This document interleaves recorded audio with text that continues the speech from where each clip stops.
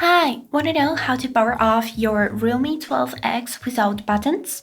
So, as a first step to do this, we would need to firstly open settings on our phone and here scroll down until you'll find this tab, name of which is additional settings. Click on it to open, and here as a next step we would need to find this tab which is named accessibility. So we would need to click on it and here find this tab which is named accessibility menu. Click on it, and here the only last thing that we would need to do, that's to enable this shortcut. So click on this gray slider to enable it, and here allow accessibility to have full control of your phone. So here we click allow and then click OK.